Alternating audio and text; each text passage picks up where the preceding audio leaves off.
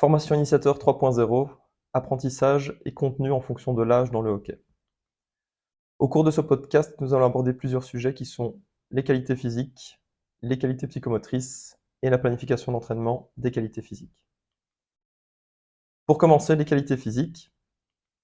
La première sera l'endurance, qui se définit comme une aptitude à maintenir un effort d'intensité faible à modéré pendant une période de temps assez longue. Tout cela représente donc la filière aérobie. Est-ce que le jeune et l'enfant sont adaptés à ce genre d'effort? Oui, mais plusieurs choses à tenir en compte. Premièrement, le volume des mitochondries, qui est l'usine de production de l'énergie, est limité et l'activité enzymatique plus faible que chez l'adulte.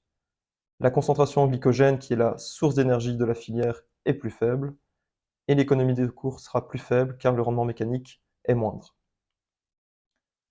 Alors cette endurance, comment peut-on la développer? Il faudra regarder en fonction de la catégorie d'âge.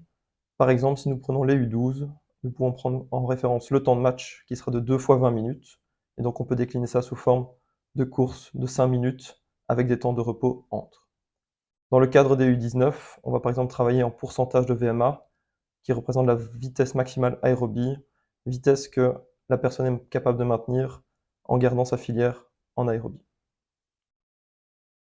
En conclusion, les jeunes sont bien adaptés aux efforts d'endurance, mais certains aspects doivent se développer avec l'âge.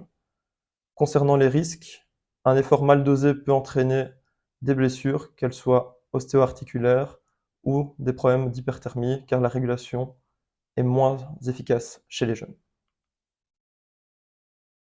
La résistance, qui lui est un effort, une aptitude où on devra tenir un effort d'intensité élevé, proche du max, pendant un temps de relativement plus court, entre 20 à 90 secondes.